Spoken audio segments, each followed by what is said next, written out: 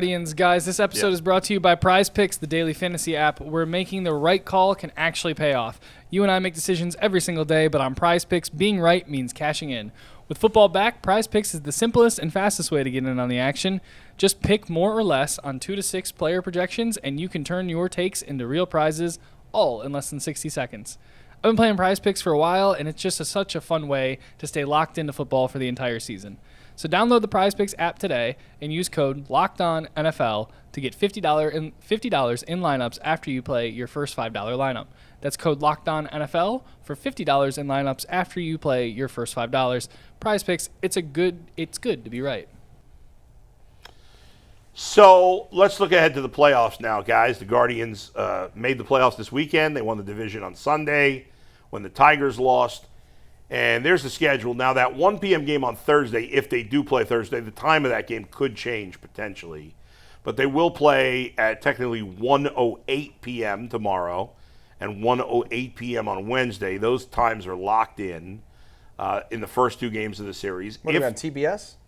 No, I think it's on ESPN, I believe. Anthony, can you double-check that? They are all on ESPN. Yeah, that's what I thought. No more. I don't think TBS is in They it lost anymore. it? Okay. I don't think you can use your Guardians TV either for the playoffs if you got the Guardians TV package. They can't use it. Yeah, I don't think you No, can. no. But most people, if ESPN. you're a sports fan, you have ESPN. So, I think the Cubs-Padres series is on ABC, and the other 3 are on ESPN. ABC? Yeah. That's strange a little bit. Yeah. Anyway, so that'll be on ESPN at 1:08. For us, it's not bad. I like the day games. Right. A lot of fans, it's not great because because you got to be at work, so that kind of stinks to have the game in the middle of the afternoon. By the way, for every Guardians playoff game, there'll be 2 post-game shows. One for me, I'll be doing my Bet Rivers podcast live immediately following every Guardians game. And then roughly 3 hours after the game, after Zach talks to the players, talks to the manager and coaches, does his stuff, we'll have an Ultimate Guardian show roughly 3 hours after every playoff game. So that'll be coming up. We did one this morning to preview the playoffs. Game 1, like we said, is Tuesday at 1:08. It'll be Tarek Skubal for the Tigers, and it'll be most likely Gavin Williams for the Guardians. Listen, the Guardians have won the last 2 games that Tarek Skubal has pitched against them. Not like they scored 1 million runs against him, but they've done just enough. Obviously you give the edge to Skubal versus Gavin Williams, but the game is at home. Gavin Williams has been great, and you wonder if there's any after effects from Skubal from hitting Fry. How can there not be, dude? Yeah. I mean, you watch that guy and his reaction. Now he knows that Fry's okay. Maybe things have calmed down a little bit, but there's still got to be some sense of I don't know. When you're a pitcher and you're throwing that thing at 100 miles an hour, there's a responsibility that you could really injure somebody if you lose control of it. And you know what? He didn't mean to do that. Of course. It was a really odd thing because it may have hit the bat. I don't know if it hit the bat or not, but either way, I don't think it did. It was awful. Yeah. But I think it'll be in his mind. He won't pitch the way he did when after that. Probably not. not. I don't think. I'm not living in my fears. Right? I'm not living in them.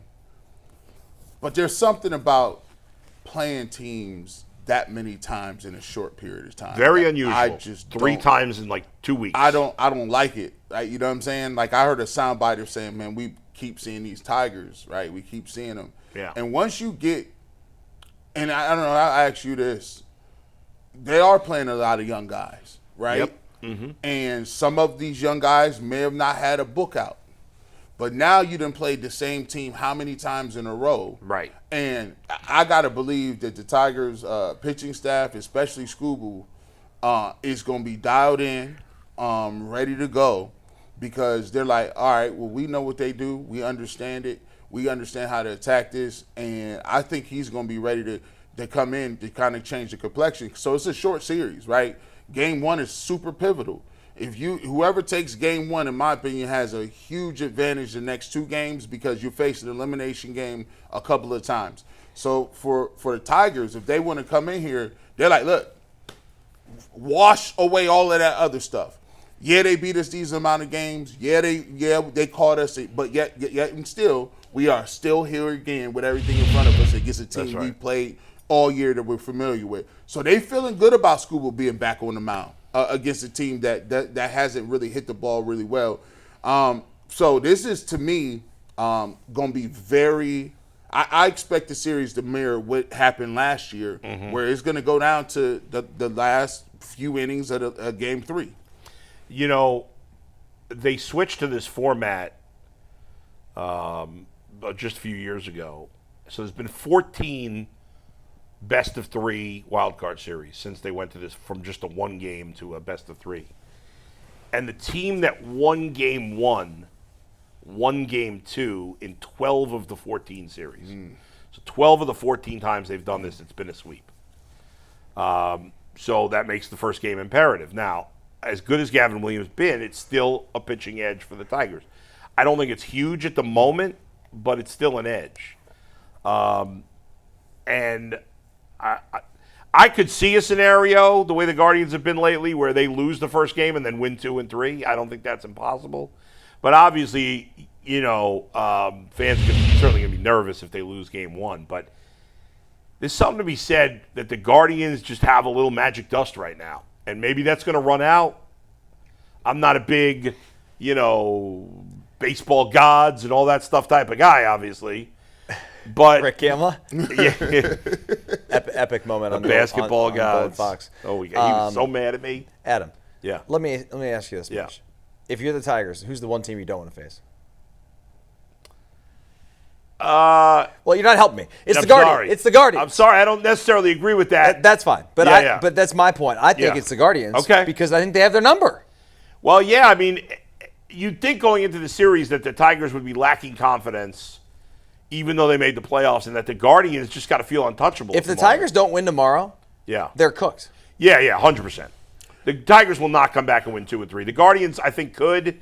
The Tigers will not. I agree with that. So, say for instance, if the Tigers would have won the division, who would they have played? Could it have been the Guardians. So think about this. Yeah.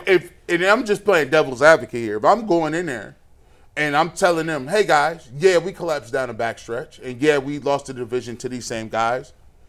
But guess what? If we would have won the division and held on, we still would be playing these guys. Right. Now the games would have been in Detroit instead of Cleveland. Yes. But the Guardians went 6-1 in Detroit this year. So either way, if you look at it, you go in, and I guess what you're preaching is this is a 3-game for the rest of your life series, right? This is 3 games. Like whatever happened in the regular season, and for the Guardians, my thing is in the back of your mind, I got a magic, every time we get here, I got a magic number they need to get to. I don't feel safe with the Guardians until they get to 5 in the playoffs. If you can give me 4 or 5, I feel confident that you can win. The problem is I don't want them to have 2 or 3 or 1 or 2, especially given the fact that they do have Scuba on the mound. And you know how we beat him the last game, and he only gave up, 4 hits? Yeah, I mean, he didn't give up crazy hits. You might need Gavin Williams and the bullpen may need to combine for a shutout for them to win this game. I mean, you might only get 1 to run off Scuba. What are you confident? What number of runs are you confident with that you think that it gives the Guardians a good chance to win the game? Is there a magic number of runs that they got to get? Yeah, I mean, I think 4 is the number. I think with 4 runs, they're gonna win a high percentage of their games. The way they've pitched, I got a lot of faith in the pitching right now. I think the starting pitching especially, it's perfect timing for them for playoffs because they are in the zone, like across the board right now. It's going to be interesting to see what they do because Bybee's going to pitch Game 2, right? I'm assuming. I think it's pretty safe. That's the question. Game 3. So I think Logan Allen is going to be off the playoff. He won't even be on the roster. They gave him the lively? Well, in this case, he pitched yesterday, right, so he couldn't really pitch in the series anyway. They could bring him back for the ALDS if they get there, but you got to take 2 guys off the roster because in September you have 28 guys on the roster, and then the playoffs it goes back to 26. So Zach and I were saying today we think it's going to be Logan Allen and Zach Kent who's the last guy in the bullpen. They'll keep their 14 hitters, and those guys will be off the roster. So Gavin and Bybee will pitch 1 and 2. Game 3, if it does get to a game 3, which hopefully it will not, but if it gets to a game 3, they got to decide, I believe, between Cantillo and Slade Ciccone. Now, I've liked Cantillo for a while. I love the way he's pitched. If you're a real baseball nerd, like a pitching nerd, you could see that every time he's come up, he's made adjustments to his game, which is fascinating to see. That's Jason's dude, but Ciccone, yeah. I mean, look at that. 108 strikeouts in 95 innings. I mean, that's real. And the walks are high, right, for the season. But in September, he only walked 6 guys. Wow. And that's the difference. That's what's made him – that's what's taken him from, like, he's okay to, like, this guy's a good pitcher now. Now, I don't know what his whole career is going to look like. I have a lot of promise for him. Jason, you're right. Jason likes him as well. The only reason I think they might start Ciccone in the 3rd game, if it got to that, is the Tigers are much better against lefties than they are against righties. And Cantillo's a lefty, Ciccone's a righty. Obviously, he didn't pitch great against the Rangers. He gave up the 4 runs in the 1st inning Friday night. Besides that, he's pitched great all month. So he had a bad start to the month. I'm sorry, he had a great month and then one bad start. But he doesn't get the strikeouts generally like Cantillo's been getting them. So I like the strikeout pitcher when I'm deciding between two. But Zach thought they might use both of them. Like, you start one of them and then you go to the other by like the 3rd, 4th inning. Right. And because the Tigers, like the Guardians, do a lot of platooning, and that can kind of screw up their lineup. So we'll see. But, yeah, they'll have to make the decision. But by the way, one little nugget that Zach dropped on me this morning. You know, we've seen the prospects come up, right? Manzardo's established in the big leagues. We saw Kafis and Valera come up late in the season. Another guy we've been talking about for a while. So this time of year, the minor league baseball seasons are over, right? AAA over. It's all done. But what every team does that's going to be in the playoffs, including the Guardians, is they have a taxi squad, I believe in Columbus, and they're just like practicing and doing scrimmages or whatever, staying ready in case the big league roster needs them. Now, again, let me make it clear that when Zach brought this up, this is far from a sure thing that this might happen.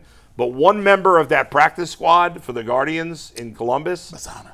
No, not Bazzana. He's done for the year. But Chase DeLauder, their other top prospect. So I don't know. I would guess he doesn't get the call up. But if they win the first round and maybe they end up with an injury or something, maybe we could see him. But he is staying ready in AAA. Imagine making your major league debut in the playoffs. That hasn't happened very often. But that's a possibility with Chase DeLauder. Anybody that was in the Guardians organization before September 1st is eligible to play in the postseason, even if you've never been in the majors before. So there you go. Looking at this and getting to it, if you got Kafis, right? Yeah. Left-hand bat. Yep. Manzardo, left-hand bat. Yep. I believe Valero. Yeah. Does that change the way you're looking at who's in the lineup against Scooble? It's going to be interesting to see what they do because obviously Scooble's a very tough lefty, and they've been using John Kenzie, Noel, and this last week, Jonathan Rodriguez against lefties. I don't love either of them, although Rodriguez had a nice weekend. Yeah. And Big Christmas did hit a home run yesterday, but he's had a miserable season. I think Manzardo's to the point now where he has to be in the lineup. Yes. He will be. I'll be shocked if he's – now, he might bat lower in the lineup than he would against the righty. But against School, I'm leaving him in the lineup. Personally, I would have Kafis in the lineup.